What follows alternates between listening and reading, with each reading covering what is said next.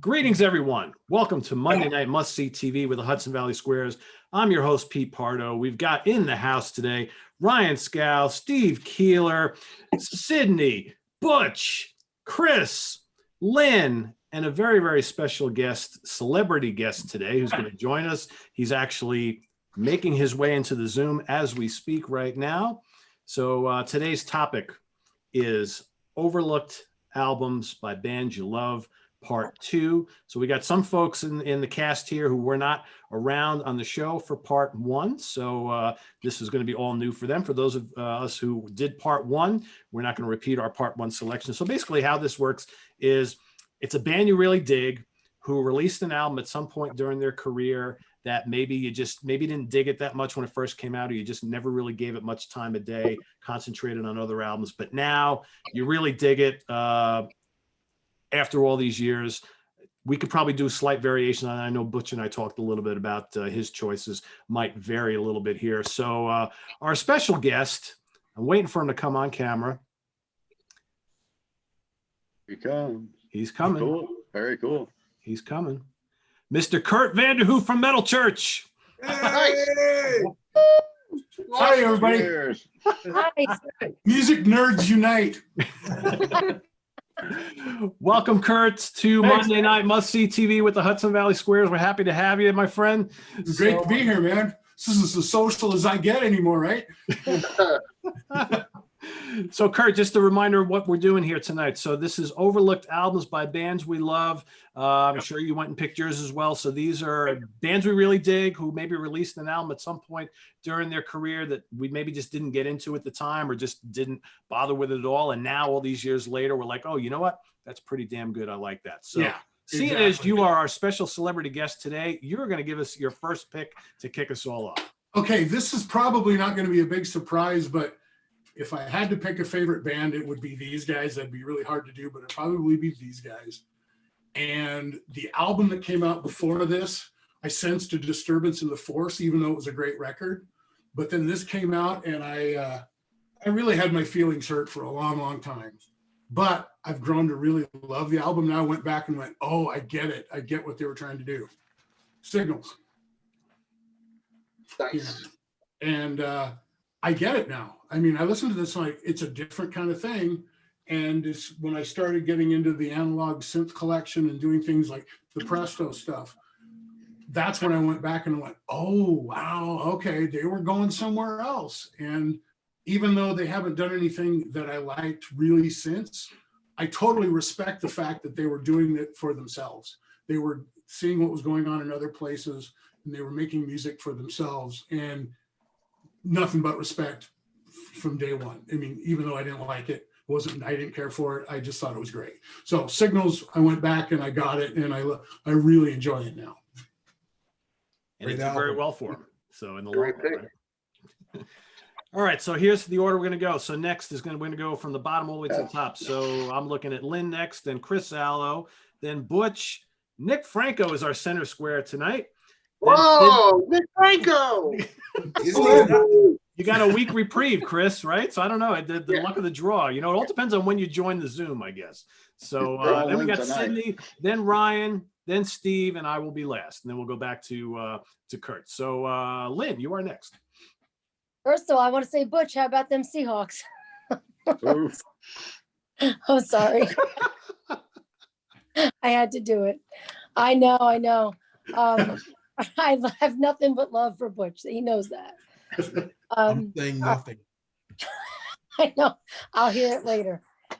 So, you know, when Peter, when you asked me to do this, I was like, what the hell do you mean? I either like the band or I don't like the band. There's no such thing.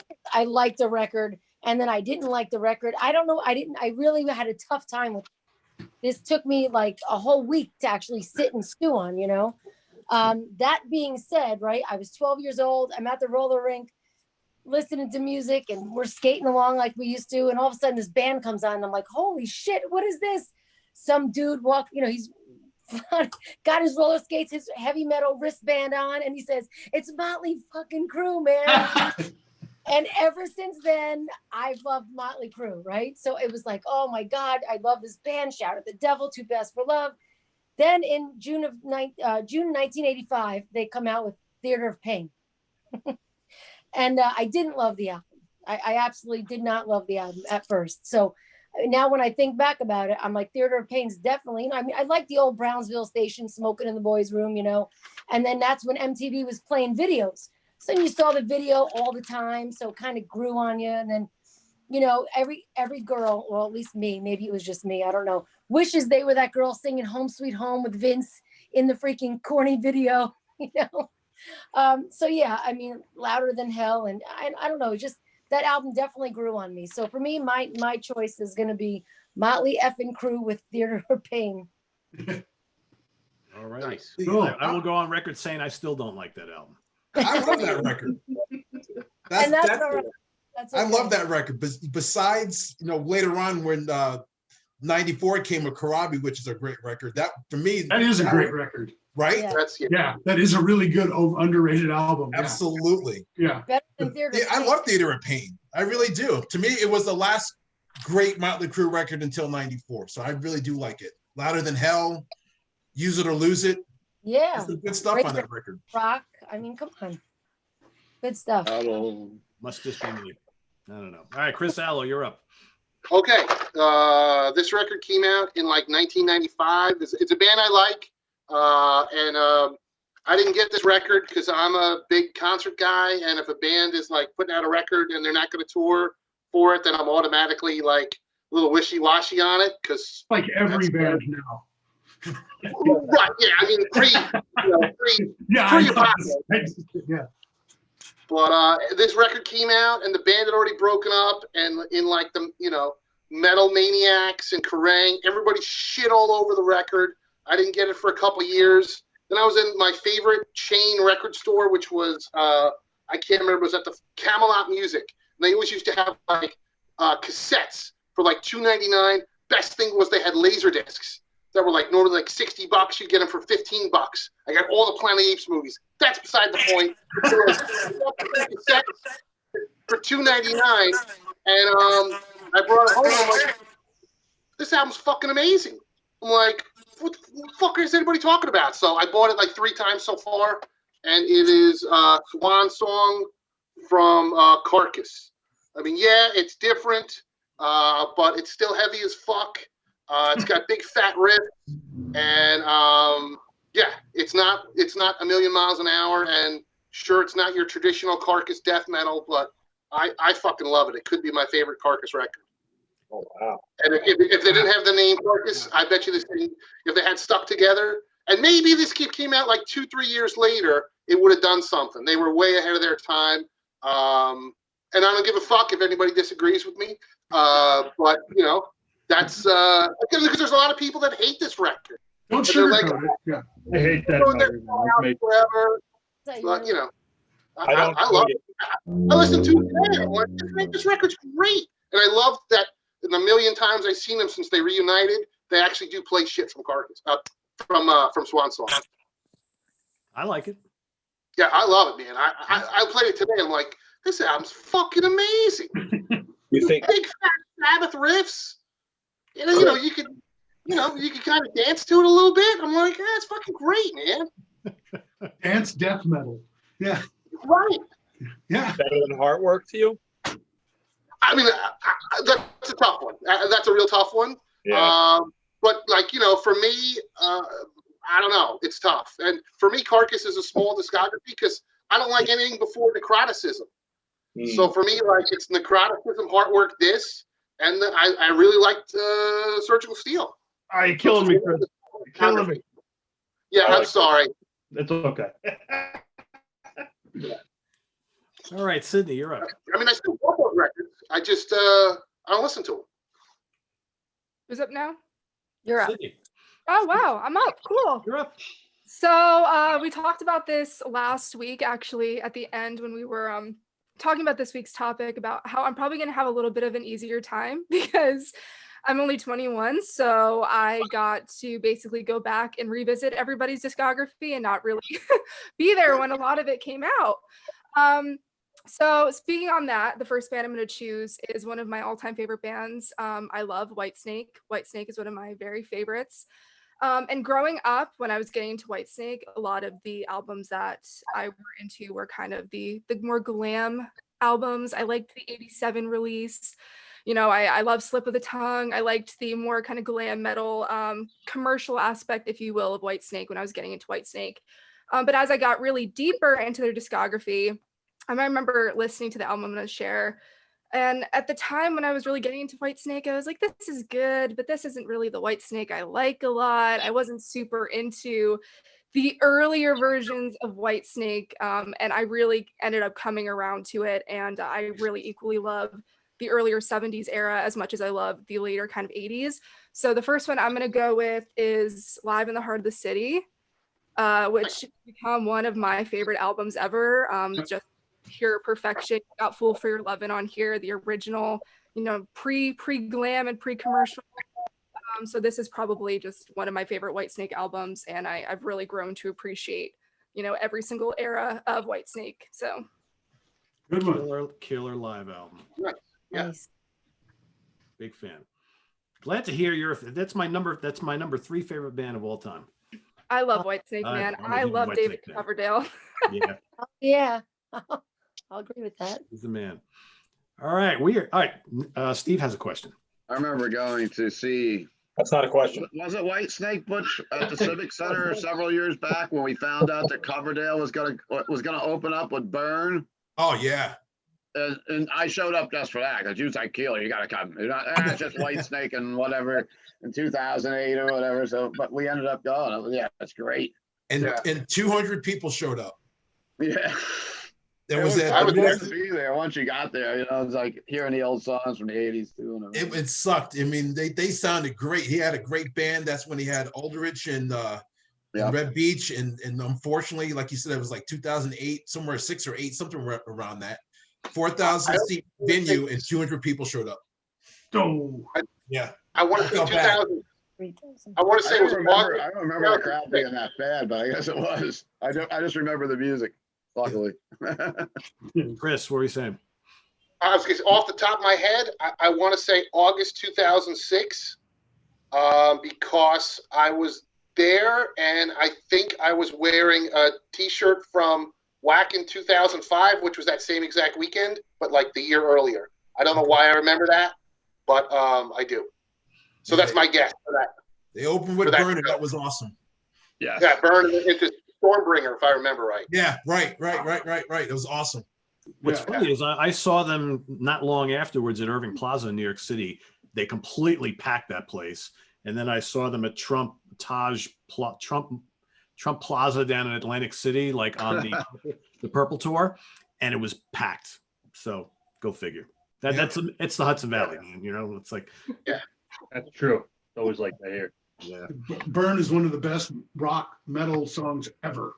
Absolutely. Come on. I mean, I still listen to that, and I still like. Yeah. God, I wish I would have written that song. Yeah, like Coverdale and Hughes. Glenn Hughes, yeah. Yeah, you can't get better than that. It's just I know, man. And what a way for a band to go from such a powerful lineup to fire the lead singer, and the bass player, and come back stronger, but kind of completely reinvent and literally come back stronger. That doesn't happen very often, and it's Exactly. really hard to do. Doesn't. Yeah. All right. Our center square is up. What's up? All right. So for me, I was thinking this was actually a tough, I think Lynn said before, this was hard. It actually was tough for me, especially being the second go around. But I was thinking back to a band that I loved intensely for a shorter period of time when you think about their career, and that is Queensryche. Now, being my age, I'm like I'm not 21. I turned 21 twice, but plus a few. Three times. But still, I'm a little bit younger than some of you, and it was almost like I woke up in the middle of an episode of the world of metal, and I woke up at a certain time, and again, I always bring back my brother's room, my older brother's room, and going in there and mining albums from him, and so I got into Queensryche with Empire and Operation Mindcrime at kind of like the same time.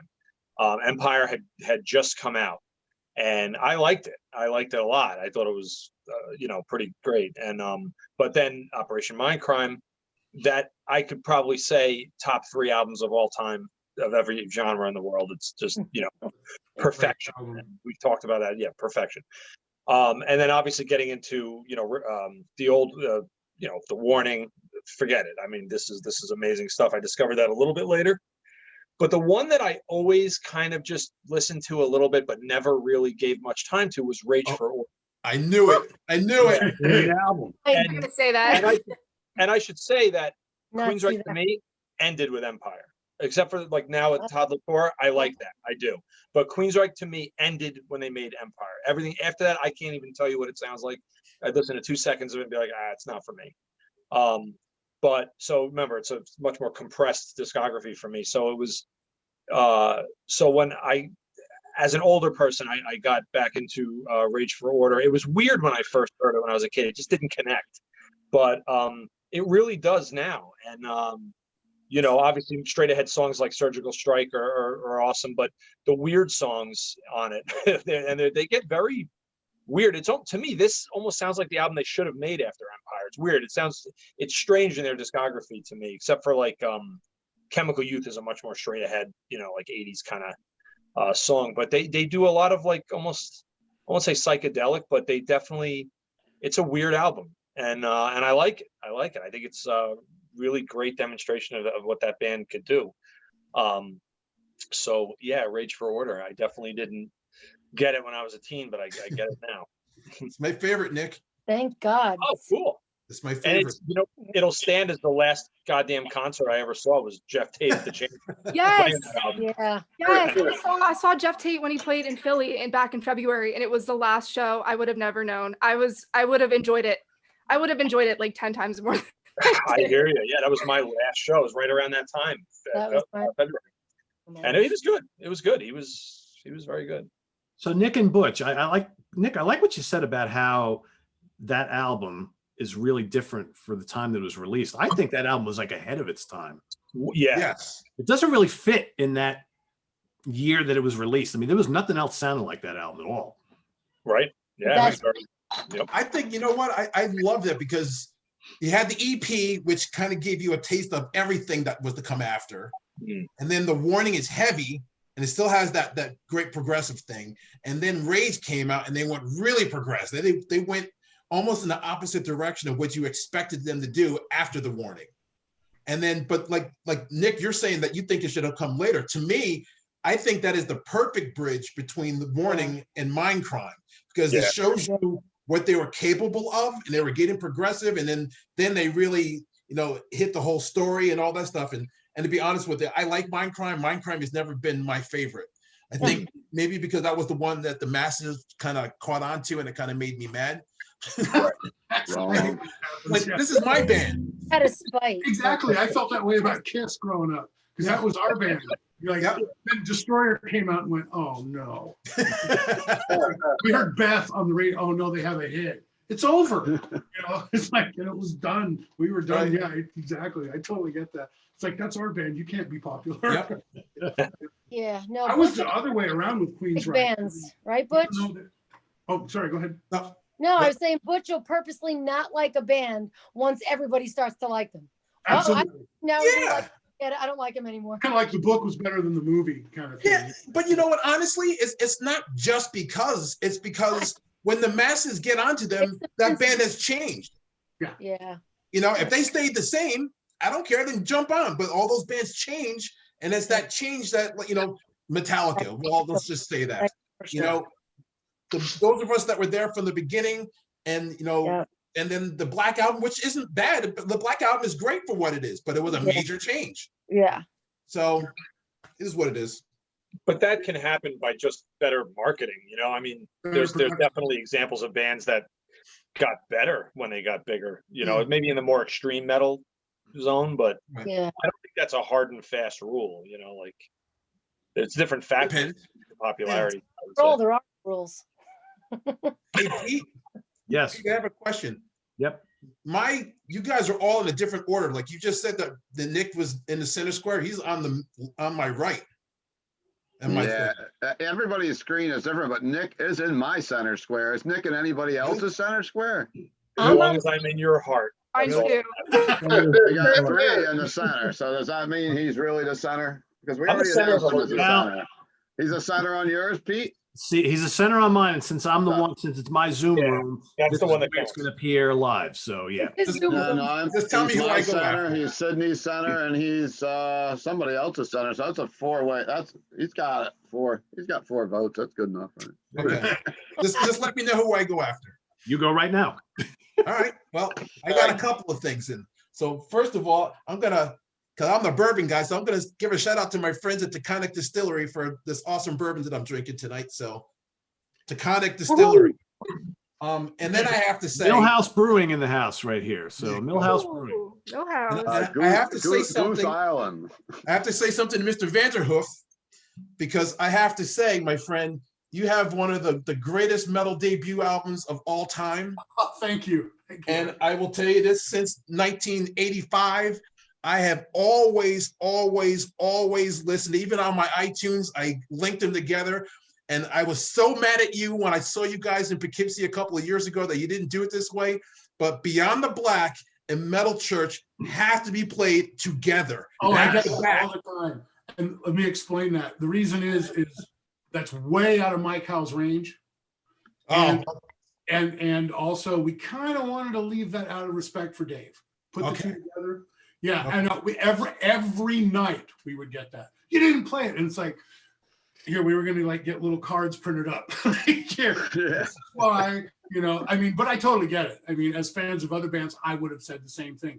But to sing that's way at the it's top up there. of Mike's range, and we didn't want to butcher it. And really, Dave had a lot to do with that sound of that record. And when he passed, we're gonna leave that for him out of respect for him. I can understand that. Yeah, But us but fans I miss it. totally get it what you're saying, and I Yeah. totally respect that too. Yeah, Those are epic songs that have to be played together. So I just have to say that. That's amazing. Always been that way, so it'll always be that way. yeah. It is one of those. It's one of those sequencing things that works, like on Yeah. Zeppelin 2. Live and Love and made it into Heartbreaker. Right. You have to play them both together. You have to, 100%. Yeah. Now, so for me and Lynn have talked about this. Me and Peter talked about this. I am one of those guys that I do not have any band that I love. Either I love the record when it came out or I hated it when it came out. And if I hated it when it came out, I still hate it. So there was a reason why I didn't like it. So I can't participate in the way that you guys are doing it. So I'm going to have to break the rules and do it a little different, because I do have bands that I could not stand, or even maybe I liked a little something about them, and then something happened along the way, and now I'm a huge fan of them. So I'm going to have to go that way. So one of the artists that I'm a huge fan of now, and I did not get for a long time, and Pete knows this very well because we've talked about this several times over the years. I've tried a bunch of times, and I know I'm supposed to like them, and I don't get it, and I keep trying. And being a guitar player, I always knew I was supposed to like Frank Marino. And I saw Frank Marino play local here in Poughkeepsie, New York, at this point, maybe 15 years ago. And I'm like, that's it. I'm going to see him. I'm going to get it. And the one song that I knew was the song Strange Dreams, which was a big, radio hit for him. He opened with it. So the one song I knew was Gone from the Beginning. And Frank is an old school guy that likes to jam and play 3 hours. I stayed for about 90 minutes of it. And the only song I knew was the first song. So I'm like, I don't know what's going on. The guy's a great player, but I'm getting bored. So I left. And then 6-7 years later, I tried again. I'm like, oh my God, now I get it. And that was it. So once I got it, I have everything he's done. And honestly, even though, he was known for being a Mahogany Rush, and the Mahogany Rush live album is a classic, I like his solo stuff better, because to me, his solo stuff is heavier. He got more to the point. Mahogany Rush was a lot of psychedelic blues kind of thing. Like Blackmore take a 4-minute song and play it for 25 minutes, which at times can be fun. And sometimes it's like, can you shut the fuck up already? So like we get it. You're really good. I get it. Yeah. Right? Yeah. So I'm going to say Frank Marino, and I'll pick an album. I love the Power of Rock and Roll album. That is a great album. He shreds his ass off. It's heavy. And like I said, it's more to the point. So Frank Marino is my pick for that. Very good. I grew up with Frank Marino having 8 tracks. So, of course, seeing him at Giant Stadium in like what 1978, I think it was. I think I mentioned that in the show before with headliner of Aerosmith and Ted Nugent and Journey opening up. Yeah.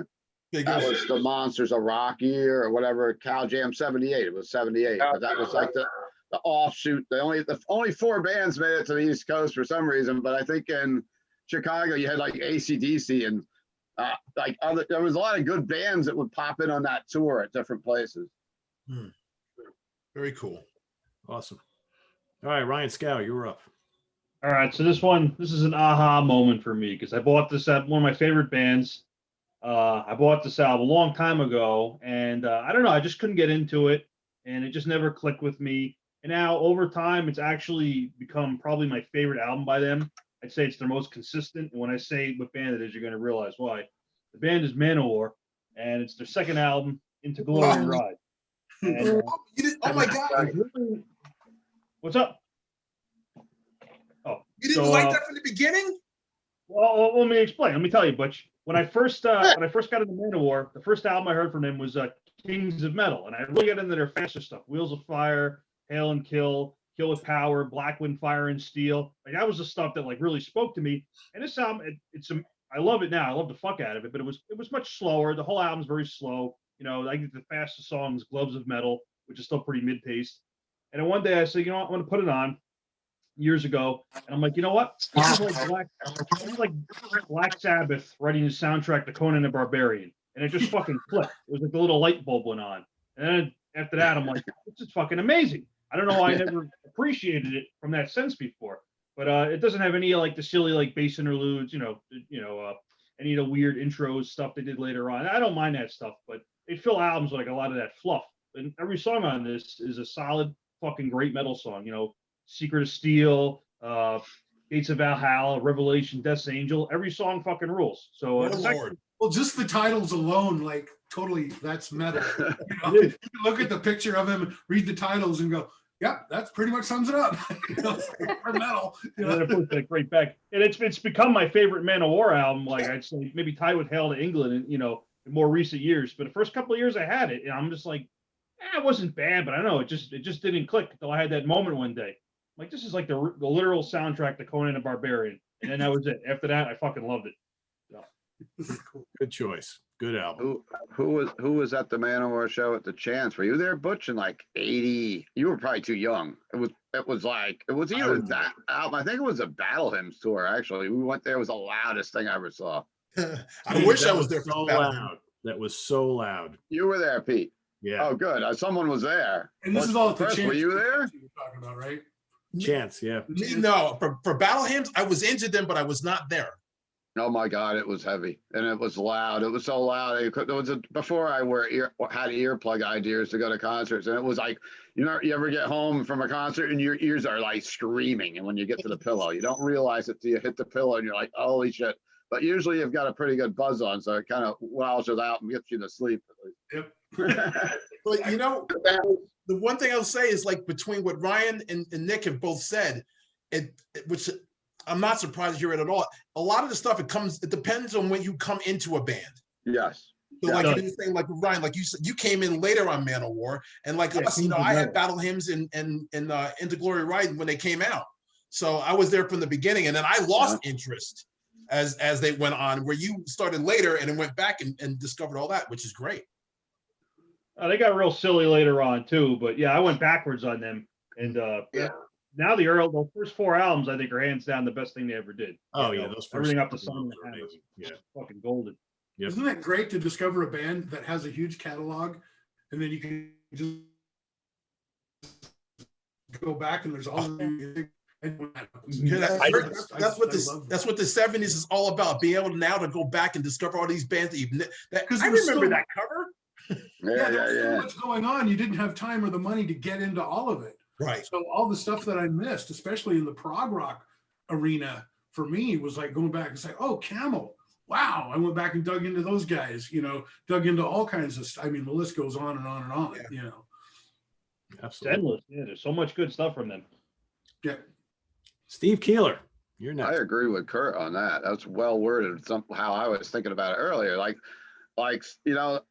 you can like how Butch did it tonight and how Skow did it. This could be a band that you didn't get into till the 5th album and you overlooked them. It wasn't because you were in from day one. I've gone that route with a couple of my things tonight with that kind of. So, so on tonight's show, we did this a few weeks ago. And of course, I had 2 bets kind of left over from that one because I wasn't sure. Back then we had like 3 or 4 people on and we do like 5 things each. So anyhow, my initial thoughts were on that episode. So, but my first band is the German metal power metal veterans Helloween. I've got the cover kind of hiding up behind me here from Better Than Raw. Helloween, I dropped the ball on after a certain album, and it was that release. I had it written down. It was the one after Keepers of the Seven Keys. Pink Bubbles Go In. Yeah, the Pink names Bubbles were Go In. silly. I probably put it on in a store and I said, and then I just stopped listening to Helloween. I don't know how I didn't go back, but I went to see them in 2018 in New York City. And even a couple weeks before I bought tickets, I'm like, Helloween, great. I loved them back in the day.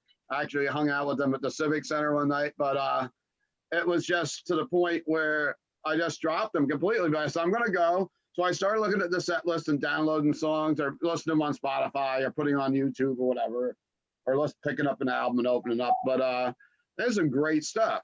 And I really overlooked everything from back then. Totally dropped them cold. So 1998's Better Than Raw. Out of the gates, it busts out of the gates with like blistering power, like speed metal. It's so heavy. That song Push. And then Falling Higher, you've got these, it's almost like Journey like metal. Like it's very polished and the drumming and everything is amazing. So, and I kind of missed all those albums, all the way from Keepers up to Master of Rings and Time of Oath and Dark Ride. And so I really lost it with Helloween. And then I start that fall, I listened to them all fall. I was like checking out albums. I was just playing Helloween everywhere I'm driving to concerts and to work and everything else. My first pick is Helloween. That's my favorite Helloween album behind you. I was gonna say, I know that's Nick's favorite right there. Yeah. Oh my God. It's not my favorite record by them, but it's brutally heavy in the beginning. But it's got this weird like Star Wars thing that goes on for like 5 minutes before it comes on. It's a real long deliberately limited prelude and something. Prelude, yeah. Yep. That was to me, the pinnacle right there. Just a scotch higher than Walls of Jericho. Good choice, Steve. No, it's not for me. They've got so many great albums that came out post the Keepers albums that if you kind of like fell off the map a little bit with them, there's so much to go back and discover, I think we've all done that though, because you're being like a certain band and they put out a stinker and you're like, screw them. Especially back in the 80s when, I was more into the death metal, not death metal was just coming out, but in the beginning, like in the early 80s, it was like, well, we like Slayer and we wouldn't like people that like poser rock. We used to have signs in there, kill posers, and they'd be like, and Butch used to see those signs. They Rock and Roll Heaven guys, I think, used to make them or something like that. Something having a Slayer thing, beating up like a Motley Crue fan. I used to DJ, hair metal all the time, and I grew to, now of course I like a lot of it more than I did back then, but that's because it's nostalgic, I guess. Puts you back to a nice place. Yeah. All right. So my first choice here today. So back in the 80s, there were a lot of hotshot young guitar players that came onto the scene. And, there were no shortage of them. You had your favorite, right? Well, one of my favorites was Yngwie Malmsteen. I was completely into this guy. Loved his playing, loved all the albums he appeared on. In 1988, he put out the album Odyssey, where he had Joe Lynn Turner, ex of Rainbow, coming in to sing for him, right? I thought they did a great job together. They had a couple videos from the album. The album sold really well. But, of course, Yngwie has a hard time getting along with singers. Joe's got a bit of an ego too, so that didn't really work out. So it took about 2 years later before Yngwie came back out with another studio album, which is Eclipse from 1990. And I was pretty disappointed that it didn't work out with Joe, because I like Joe. I'm a big Rainbow fan, so, and I thought that album was great. And this album didn't really sell too well. It did okay, didn't do nearly as well as the one before, maybe because it took 2 years to come out. I remember buying the cassette. This was right before I started like fully just moving on to CDs. So I was still buying cassettes. I would buy a CD here or there. I bought the cassette, listened to it a couple times. I was like, it's okay.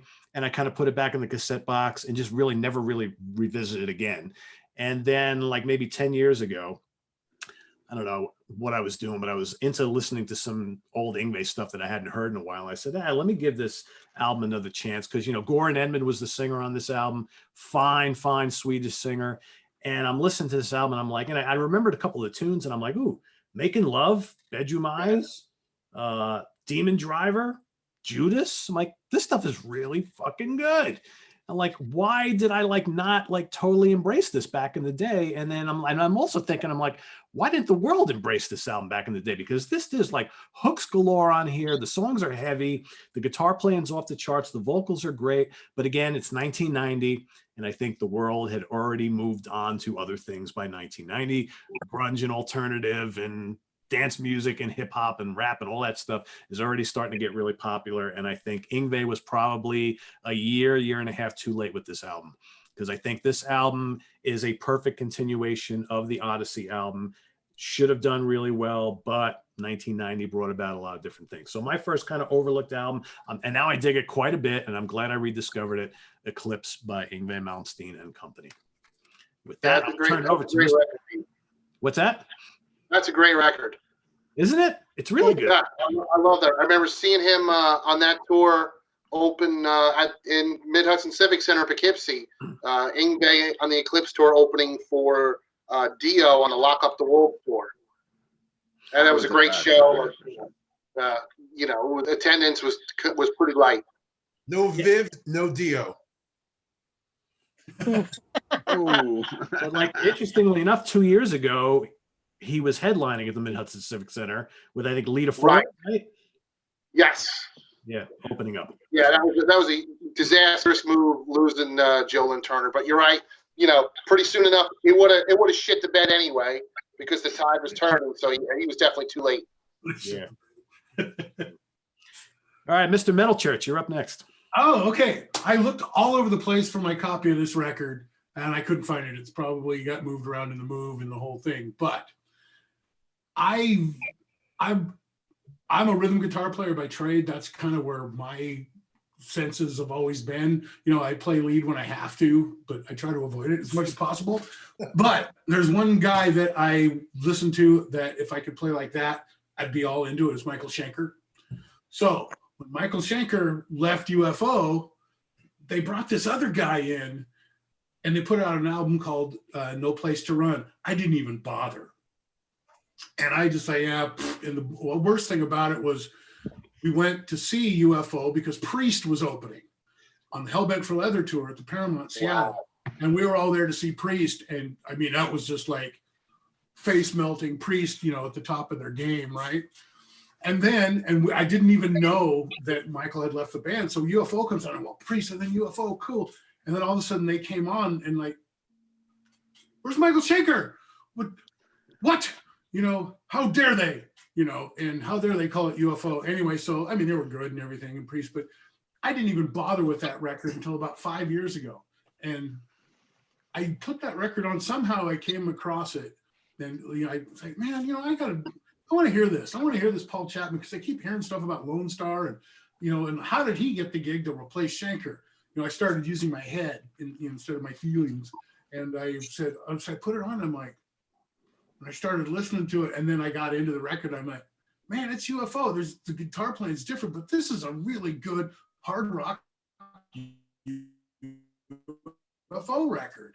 And then he unfortunately passed away. But I really felt bad about totally discounting everything Paul Chapman did with UFO. And I stand corrected. I should have not done that, because he's great. He was great, and it's a shame that he's not with us, but I really, he's really good. And then I've done research on the rest of a lot of his other stuff as well. So for me, it was No Place to Run by UFO. I totally ignored, didn't pay attention. You know, it's Kurdt. It's really funny that you say Lone Star because I was listening to Lone Star half hour ago. Oh, really? Yes. Wow. Cool. I love that record.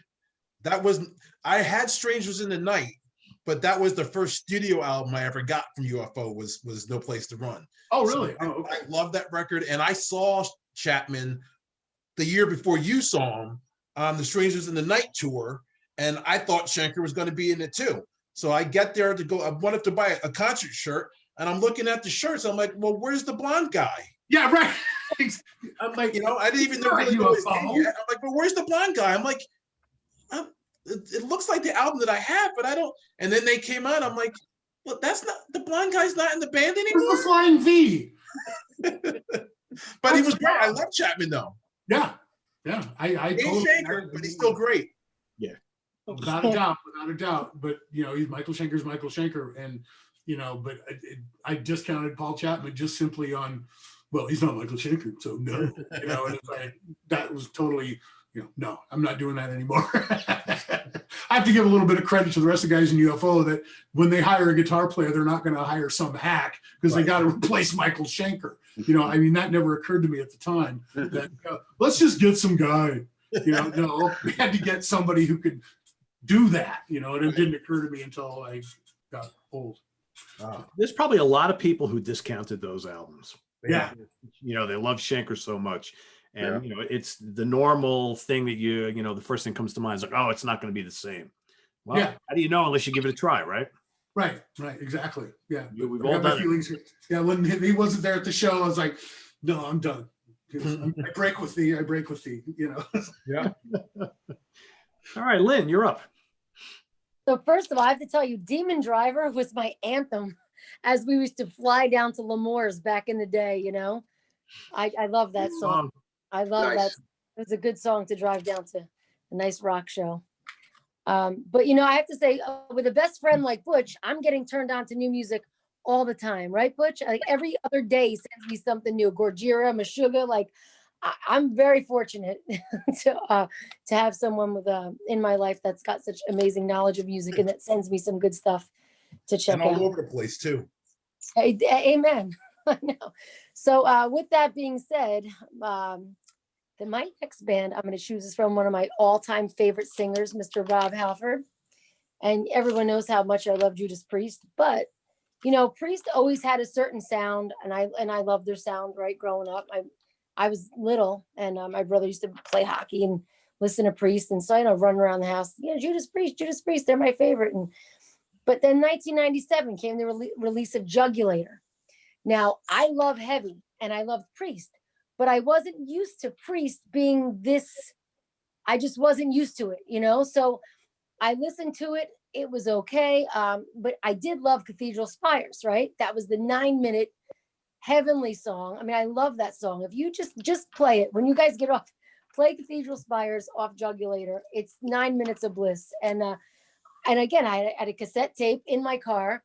So of course you have to keep flipping the tape over. So then I just kind of got used to it, Decapitate, Burn in Hell. Like I got used to it. And so Jugulator is like another record for me that at first it wasn't like I didn't love it. I liked the sound of it. It just wasn't what I was used to from Priest, but I like Balls Out Heavy, and it definitely was. And so that's my next pick is Judas Priest with Jugulator. Who the hell is using a cassette in 1997? I was, fucker. Don't break my balls. Car, yeah, a lot of cars. Me too. 97? Yeah, I Probably still was too. I think probably still was. I CDs are new. I can't like them. Yeah. I rented a car in Columbus, Ohio once, and it had a cassette player. That's back when you travel in the airplane and you have your little CD packet in the suitcase with you. Oh, when you totally. Oh, you got something there, some music, and I we had got a big box of we cassette. had a car with a cassette. Yeah. So I remember we went to this record shop. We bought System of a Down, Toxicity, and we just listened to it the whole time we were in Columbus, me and my friend.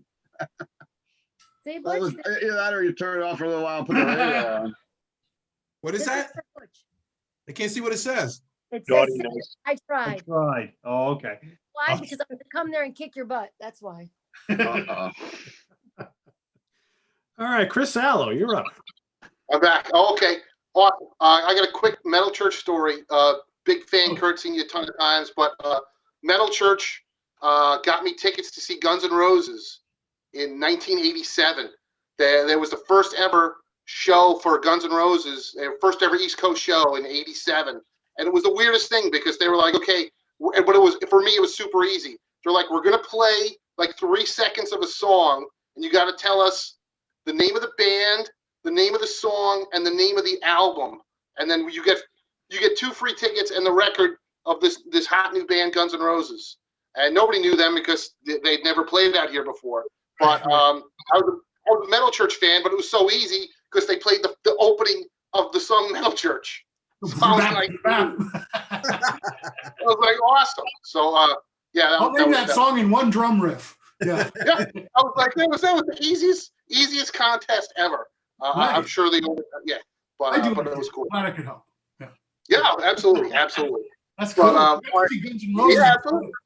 That's cool. You got to see Guns N' Roses before they became Guns N' Roses. Oh, yeah. I mean, that's the thing. I mean, 87 at a little tiny club the size of my bedroom. They were great.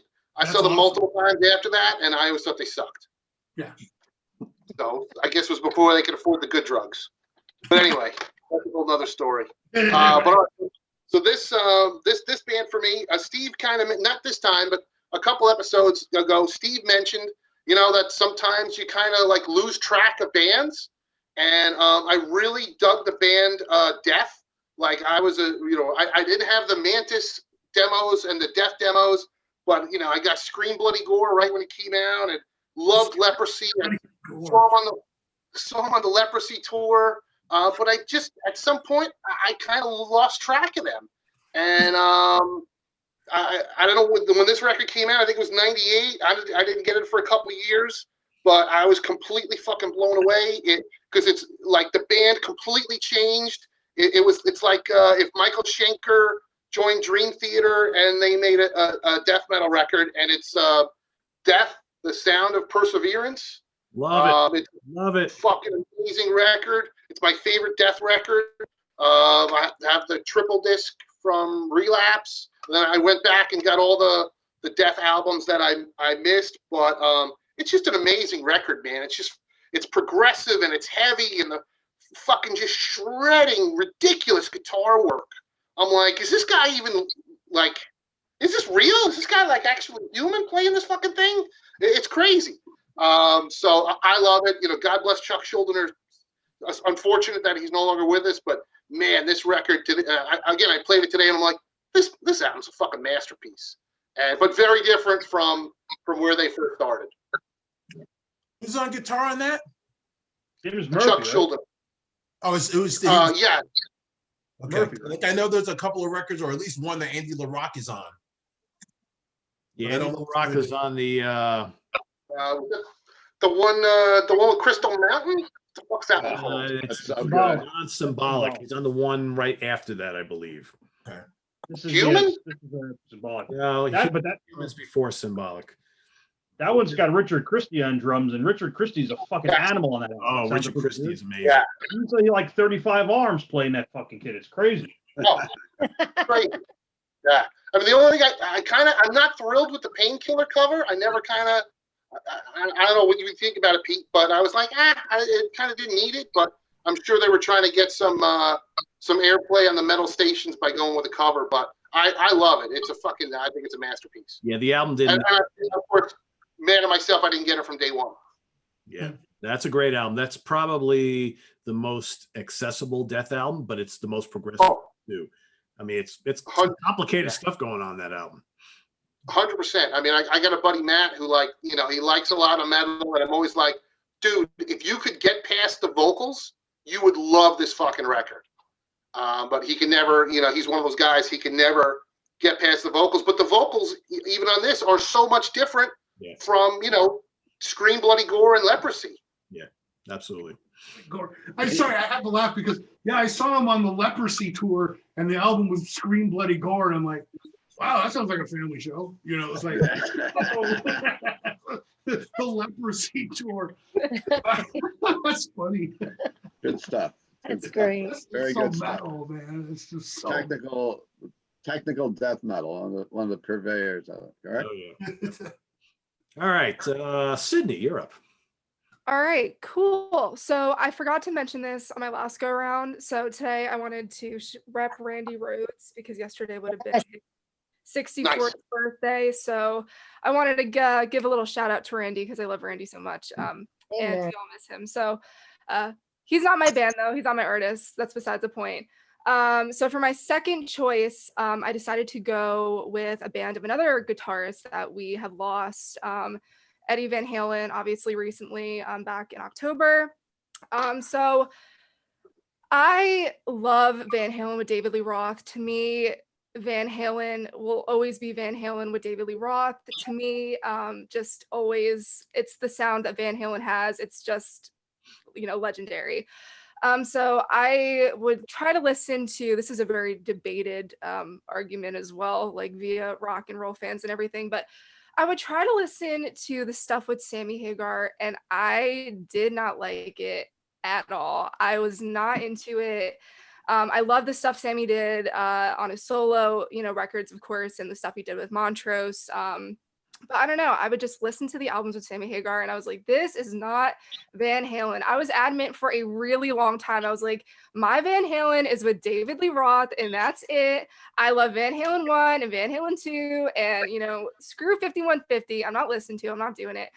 And honestly, within like it's been fairly recent. I want to say probably within the last year, honestly, I've really grown to love the stuff with Sammy Hagar, especially 5150, which is the second album I'm choosing.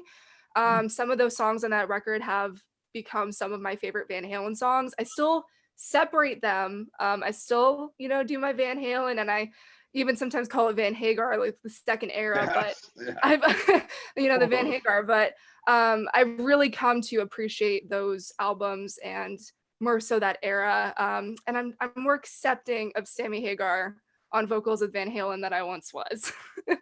I just went through that when Eddie passed. I just went through the same thing and had the same revelation. Couldn't be bothered with Van Hagar, even though Sammy Hagar was one of my favorite rock vocalists of all time. I didn't care for solo stuff a little. It was a little too poppy. First Montrose record, one of the best records ever made, but I just couldn't be bothered with it. Then when Eddie passed, I was like, oh.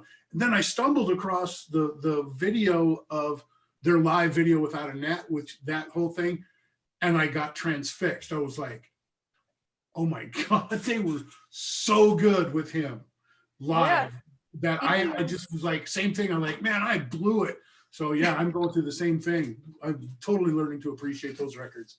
Yeah, even like as a different band. I revisited stuff like 5150, and then I even, did like, you have the rest of the classics, for Unlawful Carnal Knowledge. And then you have albums like, I even went to like Balance, which was like, Don't Tell Me What Love Can Do off that album was like, I hadn't really even cared before. And I went back and listened to it, and I was like, that's a freaking great song. And, that just, it's insane. And a lot of people, it's really debated. I might get some shit for this, in the comments section of this video, who knows? But like Salo says, I don't give a fuck what anybody thinks. So, that's the fun about music, man. That's what's fun about this.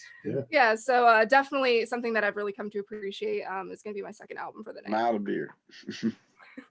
Good choice. Yeah. I mean, they're two different entities, right? Yeah. Yeah. All right, middle square, center square, Nick Franco. We got. So I'm definitely gonna probably cause some negative comments with this one, but like the rest of us, who gives a fuck, right? So Keeler mentioned before Helloween, and again, for me, opening my eyes and being birthed into like the middle end of the main thrust of 80s metal. To me, in the pre-internet world, it just looked like all the bands I loved and everything I loved and, was just going to go away. And that was the way it would be. Bruce left Maiden. Michael Kiske left Helloween. Queensryche turned into whatever the hell they turned into. Megadeth. Everything that I was just building up got, torn out from under me because of something called grunge. And anyway, so when it comes to Helloween, who I fucking love, and again, when Andy Deris came in and they launch. I mean, my favorite Helloween album is Better Than Raw, which is that era. Looking back at Helloween's discography, those two albums that Keeler mentioned a little bit, Pink Bubbles Go Ape and Chameleon, those albums were like Fight Club. The first rule of those albums is you do not talk about those albums.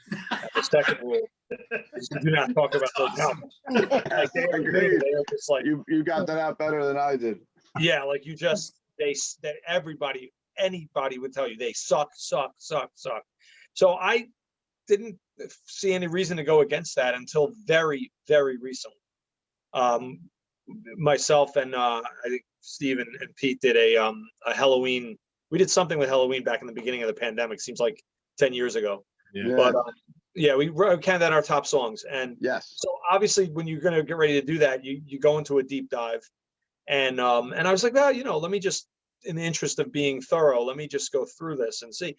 And fucking hell, man, Chameleon's a good album. I mean, it's like, much foofier than their stuff we love by them. But I would be lying if I said that this album isn't full of like really good shit. And everybody knows I love bass guitar a lot. I don't play, but I love it. And Marcus sounds amazing on this album, the way it's recorded, which is a lot for me. I just love being able to hear the bass articulated. And I think there's a lot of good stuff on this album.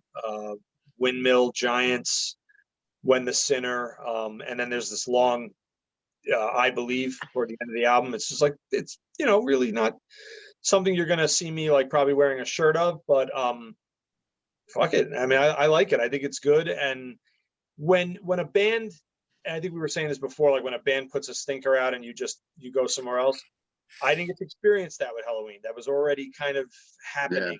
I got into Keeper and all that. And my friend gave me Walls of Jericho in 11th grade. He was a bit of an artist, so he drew the word Helloween with the pumpkin, like the way they do it. I still have the cassette from '93. And so they were putting out this shit and I was getting into their good shit, right? So I think when everything goes back and you get back into a band and they get really good again, because Helloween just had like a rebirth, right? They got Andy Darris and they just so knowing that, having the security of like, okay, I know this band is good now, let me go back and see what everybody hated. It's a different pressure because it's not like you're watching your band unravel. It's like you're going back and saying, oh, that was the little stepchild they had and it was good. So that's my pick, Chameleon. So something. It's a good album. And you know what, Nick? I think if you take the best songs from Chameleon and Pink Bubbles Go Ape and make one album, that's a pretty damn good Helloween album, right? Yeah.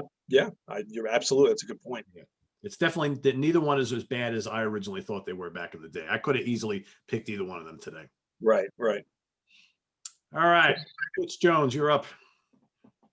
Oh, well, for me, like I said before, I'm that guy that either I like you or I don't, and there's not a whole lot of changing in between. So back to bands that I hated and came around to and love now. So I remember being in junior high school, going into high school in the early 80s, and which is what now is called classic rock radio, was just rock radio at the time, which is stereo by itself, right, Kurdt? Yeah. Boy, I don't like time traveling. Yeah. Right. But the Police were shoved down my throat as a kid. They were everywhere.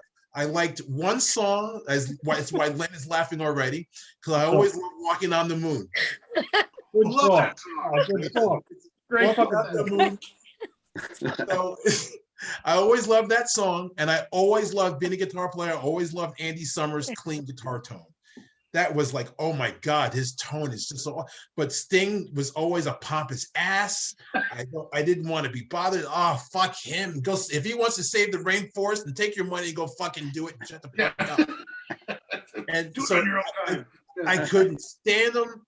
And then as time went by, I was able to go get into them on my own terms. And when it's not being shoved down your throat, you can get whatever album and you can get into it on your own. And that's exactly what I did. And I love the Police now. Lynn is still laughing. Oh, they were brilliant. fucking songs. Absolutely brilliant. I saw them on the reunion tour in like 07, I guess it was. and they were fucking brilliant. They were awesome. Great songs. Yeah, absolutely. Amazing songs. Holy shit. I will say that Sting has absolutely made me be completely correct, because he is a complete pompous ass. Yeah. If anyone's ever seen any of the documentaries that are out about them, you can see that he was a pompous ass from before they were even a band. Jeez. And it was all about him, and it was a stepping stone, and that's awful, but that's a whole nother story. But yeah, I love the Don't Police. hold back. Huh? Don't hold Don't back. sugarcoat it. Never. I already yelled at you once. Which the reason I'm laughing is because these guys have not heard you sing that song. Are you hearing me singing in your head?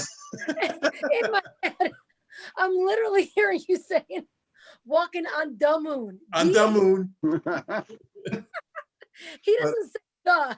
He says, No. "Walking on the moon." It's the walking on the moon. And if I was going to pick probably my favorite Police record, I think it would be Ghost in the Machine. I love that album. King of Pain. Yada Mandata, but yeah. They're just a great band. They had a very short shelf life and did a lot in that short amount of time. And those records are great. So. And they knew when to stop. They went, hey, this isn't good anymore. This isn't going to work. Gone. Yeah. Just gone. And Yeah. it keeps everybody like, hey, talking about them, you know. And it took Best Buy to open up the checkbook for them to get back together. Yeah, right. There's a lot of zeros. Yeah, boy. Yeah. So I'm sorry. Hold on. I forgot to do this for Nick. Nick, and all us hockey fans that are missing hockey right now, I got my McJesus shirt on. So Jesus. hockey fans right now, I would be having to jump off to go watch my Oilers, but there's no hockey, so I'm here. There you go. Good thing you couldn't represent your Seahawks jersey tonight. Ooh. Uh, ouch. I have to take At least they're not playing the Jets this week. So before I forget, and I'm glad Butch kind of brought up the fact that he was yelling at Chris last week. One of our loyal viewers loved last week's show so much that they had to send, I don't know, hopefully you guys can see it, but Oh no. What? did you guys see that? No, I can see it, John Sykes. It's basic. The glare is terrible, but it's basically the side of a milk carton saying, "Have you seen me?" with John Sykes' picture on it. That's So thank you to Nikki Sophie who sent this to me. So basically it says, hold on, I'll read the whole thing. It says, John Sykes, a rock guitarist, has been missing since 1990. If found, please contact the Hudson Valley Squares or Pete Pardo. If you see Chris Allo, alert the proper authorities. He may be a person of interest with the disappearance of John Sykes. That's awesome. We have some great viewers, man, I'll tell you. great. You He's do, been you missing do. since 1990. He's been No one- around. No, Well, not to a lot of people. To the mainstream, yeah, he's been gone for a long time. Anyway. 98. no one commented on the weird dancing story from last week. Oh, then we got plenty of So many Oh, people yeah. did. There was All right, Ryan, you're up. All right. You know what? Actually, I piggyback on what Butch said here. The Police were the first fucking band I remember hearing when I was like literally like 3 or 4 or 5 years old because my mom used to play them. And, you know, I didn't listen to them on my own for a couple decades after that. And I started picking up their albums and I remembered every fucking song, even though I hadn't heard it in years and years because I never really listened to classic rock radio. And it was just the lyrics, everything was in my head. That's how fucking good those songs were. Yeah. And I was like a little kid when I heard it. But my choice here, and the reason I overlooked this album, it's one of my favorite bands. I know you guys have talked a lot about Helloween, one of my other favorite German bands. The reason I overlooked this album is it's asinine. I had no idea it fucking existed. And the band, and the cover's kind of goofy, and the band is Sodom, and the album is Better Off Dead from 1990. And you can see that there. So this came right after their 1989 album, Agent Orange, which is like an old thrash metal classic, kind of the end of the 80s, came out in 89. You know, the last album they did with Frank Blackfire on guitar before he quit. And, you know, everything of their early stuff, you know, Persecution Mania, Agent Orange are like, you know, pretty accepted like in the thrash canon as like these classics. And then in 92, they put out this album called Tapping the Vein, which is almost death metal. I don't know if Tom was like, saw where a lot of other thrash bands were going, like Metallica and Megadeth and Anthrax, and he's like, fuck that shit. We're gonna get even heavier. It's a good album. And they put out this in 1990. I didn't even know this fucking existed for years, and I loved them. And I'm, I should have done my research a little better. I'm going along, and I'm like, why they put out an album back then? And it's a little different than the other ones. It's a little more melodic, a little more speed metal. Obviously, Sodom's one of the more aggressive thrash bands out there, but it's still a really good album. Very, very solid. Not one of my favorites, but yeah, that was just pure asinine. Didn't even know it fucking existed for a couple of years. I picked it up, and it's damn good. Damn good album by a great band that never dropped the ball. What's up, Steve? Sodom got the brand new album. You were raving about it. It's fucking great. It's good. You know who else was raving about it? Was Moses from Crisian was like posting pictures of it up on his Instagram and everything the other day. And I It's the first album reached out to him. that actually came back. First album that Frank Blackfire played on since Agent Orange in '89. That it sounds fucking good. Really, really good thrash album. I have a Frank Blackfire story.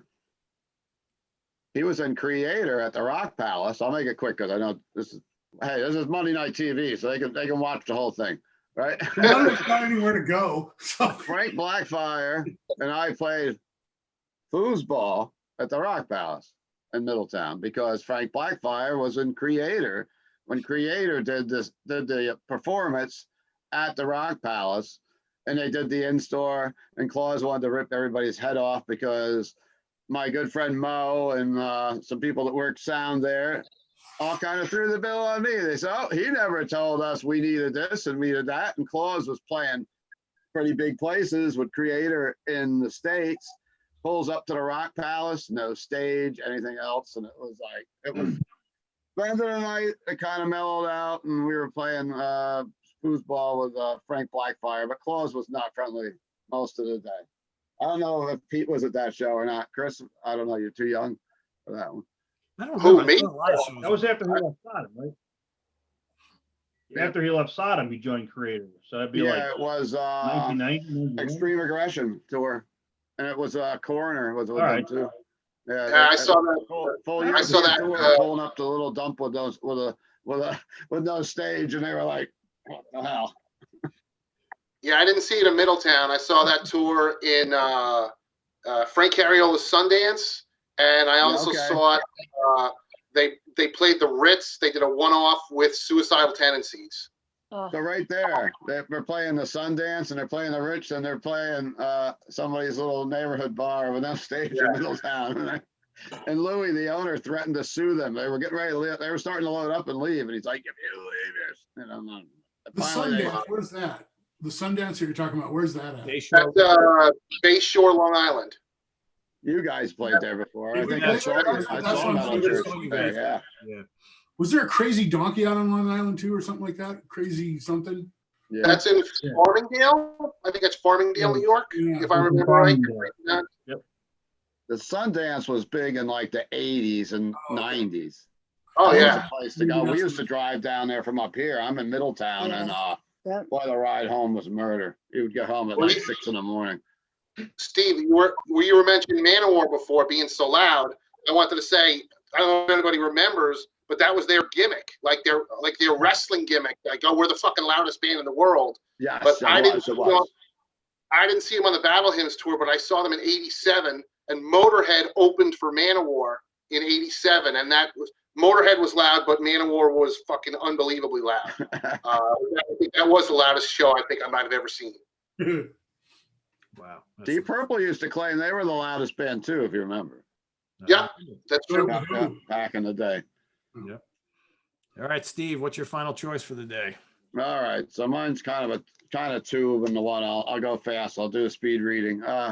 My first one is I overlooked Jethro Tull and the early stuff because I came into it sort of like how someone else mentioned. I came into a band and they had to go backpedal, like Sydney has to with almost everything we're talking about tonight. Because she's nice, because she's young still. I'll trade you, but I only had like Aqualung and Bursting Out, and like Bursting Out, I wore out my 8-track in the car back in the 70s. And of course, I had like Heavy Horses and Songs from the Wood.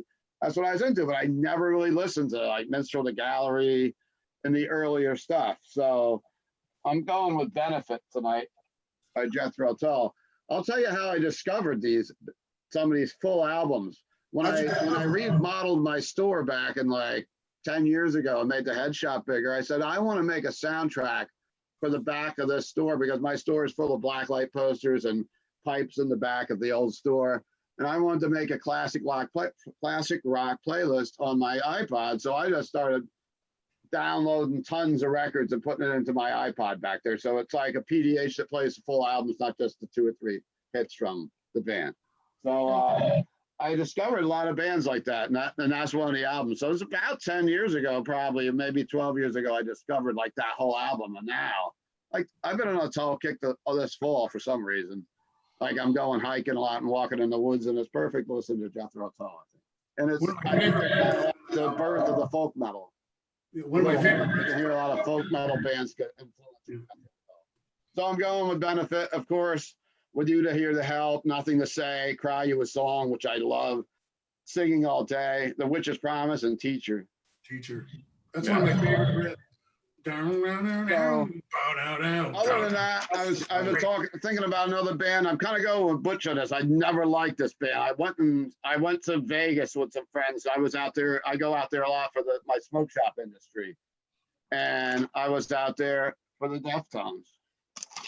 And not out there for the show, and I was at a party, and I heard this like all day. You're at the head shop shows and stuff, and it's nothing but hip hop. So I go to this party, and we're hanging out in this like, you know, up in a hotel room, a nice suite with everybody, and everybody's hanging out, and they got music playing and drinks and everything are free. And it's got there's heavy music playing. I'm like, who is this? And they're like, and the guy I was with was like from LA, and he's like, you don't know who this is? This is and you own a metal shop? This is the Deftones, he goes. I said, you know what? It wasn't really my style of music at the time, and I never was really into new metal. I did appreciate Korn and a couple of the bands. I had a little run with it in the early 2000s, I guess, like a lot of other people did. But I'm going to go with Adrenaline, Around the Fur, White Pony, all 3 of them. I missed all 3 of them, and I kind of got into it because I heard the one song from Queen of the Damned. And, you know, has unique vocals, like the haunting vocals of Chino. And I love the drumming that Abe does in that band.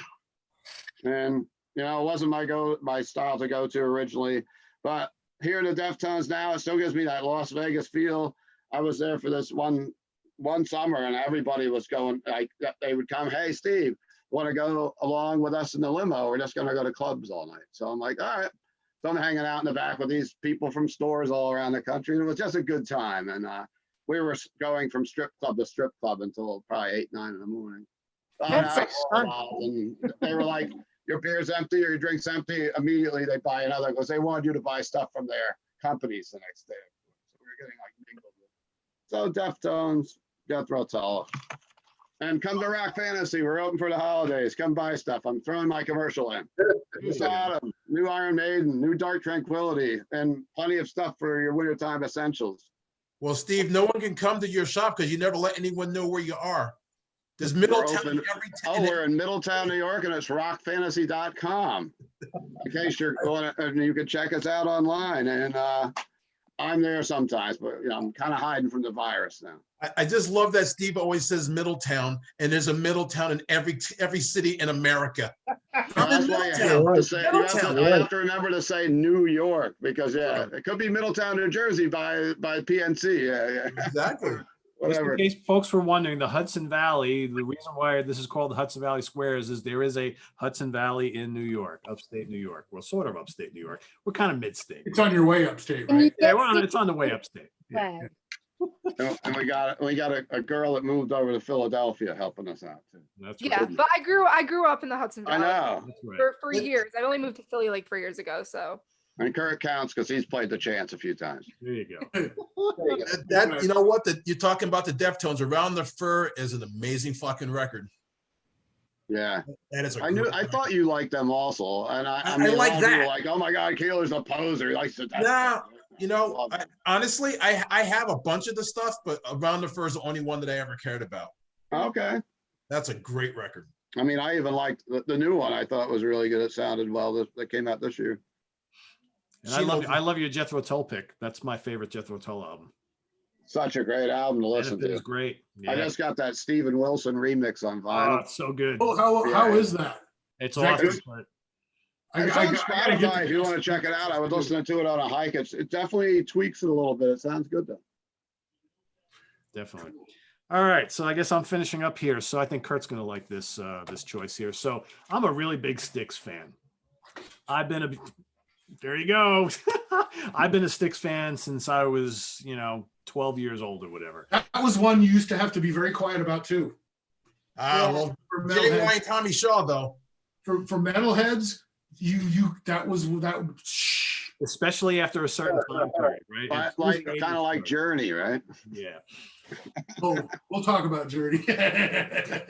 So, in the 90s, Styx wasn't doing a hell of a lot. They released a couple sort of mediocre albums. You had DeYoung and Tommy Shaw kind of coming and going and what have you. And, I started just when the 2000s rolled around, I started getting into other stuff. I started getting into a lot of like extreme metal and power and progressive metal and all that kind of stuff. So I wasn't listening to the band as much anymore. And they came out with an album in 2003 called Cyclorama, which, pretty ridiculous cover, the giant carrot, the guys are all standing on water, whatever. And it was on a small label, it was on CMC. It didn't sell a lot, didn't get really any airplay or anything like that. And kind of came and went right really quick. And I remember a buddy of mine, he bought it and he's like, "Oh, did you check out the new Styx album?" I was like, "Nah, I didn't bother. Is it any good?" He goes, it's really good. You should check it out. You know what? I'll make you a CDR of it. You check it out. If you like it, you go buy it, whatever. And I remember getting the CDR from him, because that was the time where everybody was doing that. You'd make CDR copies, right? Your stuff. And I listened to it a couple times. I was like, "Yeah, this is all right." And I kind of put it back in the CDR pile, and I just never thought about it again till maybe 5 years ago, because I've been on a big time Styx renaissance. I love all the early stuff. I like a lot of the 80s stuff. And I said, you know what? Let me go pull out that Cyclorama CDR and give that another shot. And I was blown away. I was like, what didn't I hear in this album back a decade ago, right? And so I went out and bought a actual copy of it. And I've been listening to this now for years straight, since I think I went and bought this a couple of years ago. And I can't stop listening to this. There's so many great songs on here. It's classic Styx. There's probably a couple songs too many, because this is the 90s and the early 2000s. You'd put out 65 70-minute long CDs, but still great stuff on here. Do Things My Way. Yeah. These Are the Times is an absolutely monster track. Mm-hmm. One of the best songs they ever did. And of course, written by James Young, my man, right? So you got Captain America on here. You got Fields of the Brave, Waiting for Our Time. It's catchy. It's rocking. It's really proggy in spots. It just sounds like classic Styx to me. But then they didn't do anything again other than a covers album till The Mission, which came out a couple of years ago, which is amazing. And for me, it's the last two Styx proper studio albums are some of the best things they've done in many, many years. Have you seen them live with this lineup, the new lineup? Couple times. Oh man, they're amazing, right? Yeah. Wow. Yeah. That is the man. Yeah, the drummer is just wow. Definitely. Yeah, they're incredible. They're better than ever. Yeah. Absolutely. Yeah. Yep. Yeah. And I love, and people, I'm supposed to be a metal guy, but I love the pomposity of Styx with Dennis DeYoung. I just love that. It's so over the top. It's kind of like the way I like Queen and stuff, and the showbiz aspect of it that got so lost when grunge hit, and all of a sudden it was shoegaze and Don't Act Like You Like Your Band and Don't Dress for the Show and all that stuff. And growing up in the 70s and hearing just the grandiose thing of Styx is it's a lost art. And that particular record, I found that to be great. That was in my car for a long time when that came out, because it was like, oh good, there's still new music by these people that are doing it, It was kind of a relief. But I miss that, and that whole Dennis DeYoung pomposity, grandiose arena thing, I miss that. And that's why I love Styx. They had some near the end, it got a little bit cheesy, ooh. It's like, okay, I think it's over now. Kilroy and Brave New World, and but I was done at Pieces of Eight. Yeah, Pieces of Eight. I lost it about that. Pieces of Eight is a great way for me. That's my favorite Styx record. That record is tremendous. Yeah, I heard, when I heard, what was it, Paradise, I was like, ooh, it's over. I saw them on that tour. Yeah, I was like, oh, I can't do this. Then Kilroy's like, oh man, it's Yeah. done. I'm out. And Tommy Shaw felt the same way too. I like his story. I was talking to him, actually. He came out and he did with Trans-Siberian Orchestra, and he came out and guested, which was a mind-blowing thing. He did a duel.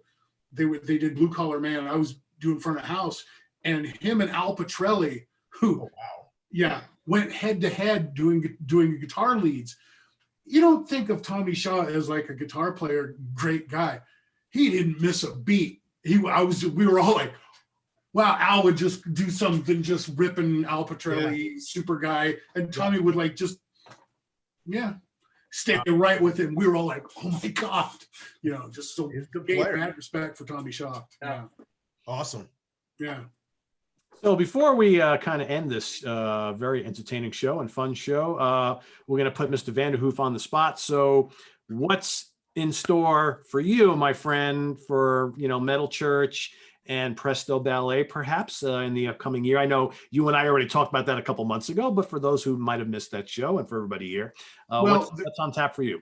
Okay, well, first order of business is to finish up the Live in Japan record.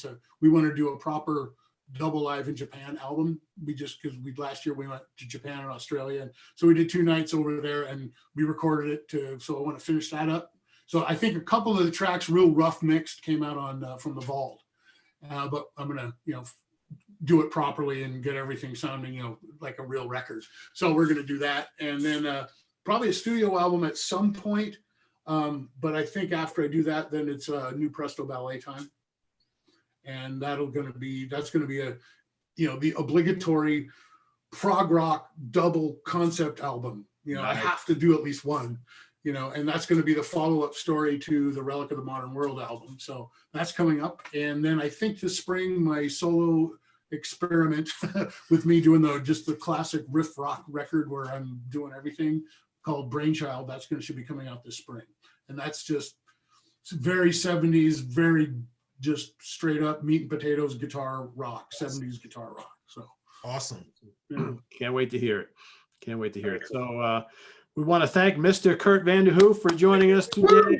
Before you go, this is great, man. This is awesome. I'll do this all the time, man. Anytime you want to do it. Sitting around talking about music, that's the best. Yeah. Kurdt, I just want to say, as a longtime Metal Church fan, that there's so many, and all of us know there's bands that had a shelf life and they were great in the beginning and maybe great in the middle, and then towards the end is like, they should have stopped already. Yeah. It is so awesome to hear the last bunch of records that you guys have done, and you are one of the great riff masters. Oh, thank you. Thank you very much. I appreciate you big time, that whenever something new comes out, you're like, oh, Kurt's riffing. So that's awesome. Thank you, man. That means a lot. Thank you very much. I appreciate it. Thanks for keeping it heavy, man. Seriously. Cool. I think we all feel the same way. So yeah. Oh, that's great. You guys are awesome. Yeah, I'm gonna come hang out with you guys more often. Yeah, cool. My new friends. Yeah. There you go. That's awesome. I appreciate that very much. As you get older, the fact that I still get to do this, that you appreciate it a lot more than when you're young, and the fact that we still get to do this at our age, let alone, and people, we do a show, and like I said, we just did Japan and Australia for the first time, and it's like, man, when you really realize that people want to hear what you do, that's not lost on me. And It becomes a little more important, and you take it to heart, and it's you can get pretty emotional if you think about it, that, wow, how lucky am I? So again, I appreciate it very much. Oh, thank Amen. you. That's I got awesome. one thing to say to Kurdt too, unless Lynn has something first. No, I just thank you. Okay. Oh, cool. So I saw you in Poughkeepsie way back in the day. It was you and Metallica at the Civic Center there, and man, I thought you guys tore it up that night. I was like, and I loved Metallica at the time, but I'm like, man, Metal Church those albums in the beginning there, and with David and everything. I was like, I bought the Metal Church shirt and I wore that the next day over the Metallica, and Metallica maybe the day after. I think you guys stole the show that night, in my opinion. But thank you very much. That was a tour. Where that was like, okay, here it's happening to you now, you know, and Yes. here we go. And that was when we went and did Europe and the whole thing after that. But at the same time, that's when you kind of figure out, oh, this is the business part of it too comes in. Then the alcohol and the drugs start coming into it. And then all the classic behind the music stories start kicking in, you know, and it's like, oh man. But yeah, I look back on those days, you know, just it was happening, man. You're literally living the dream, and it was happening. Yeah.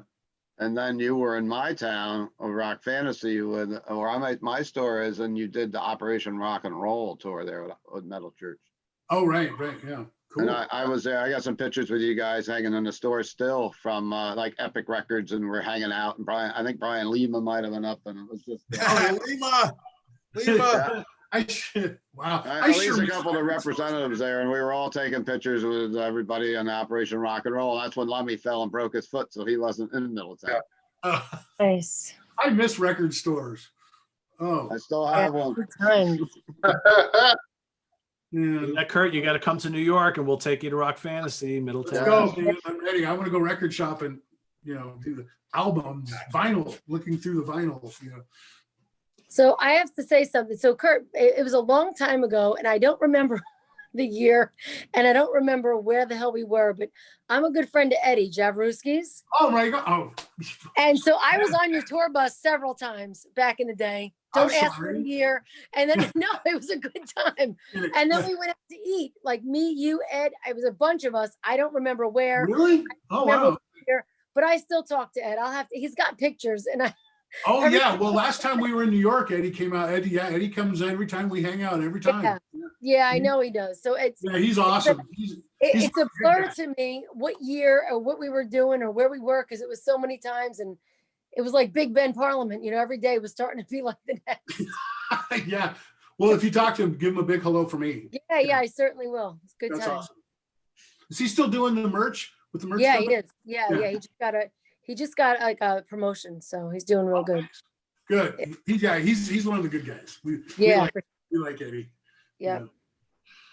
Cool. Well, thanks once again from all of us, Kurdt. We really appreciate you coming on. Oh man, no. Definitely want to have you on again. So yeah, have you done one of the one like that came up? And I started thinking when somebody mentioned it, where you didn't. Oh yeah, Butch, when you said, yeah, it wasn't a record I missed, bands I didn't pay attention to or hated at the time, but gone back and love. If you do another one of those episodes, man, that would be great. I love that. There's a lot of those bands. we can There's a certainly lot of do that.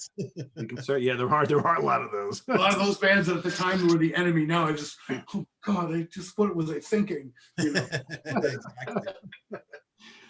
So cool. All right, everybody. Well, thanks for joining. We really appreciate it. Visit us on the web at www.seatranquility.org. We're on Facebook. We're on Twitter. Of course, we're here on YouTube all the damn time. I'm feeling in a festive mood, so I'm going to spill the beans. Coming up this Wednesday night on the channel, Mr. Rob Halford. Do not miss it.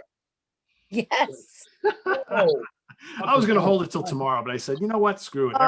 So Rob Halford and myself, one-on-one, talking about the new his new autobiography and plans for Judas Priest going forward into 2021. So stay tuned for that. For Ryan Skow, Steve Keeler, Sydney Taylor, Nick Franco, Butch Jones, Chris Allo, Lynne Versaci, and Kurdt Vanderhoof, special guest. Thanks everybody for joining. And I'm going to start doing this every week here. I'm going to pick one of the squares to give a final thought. Chris Allo. Final thought. I love cheesecake.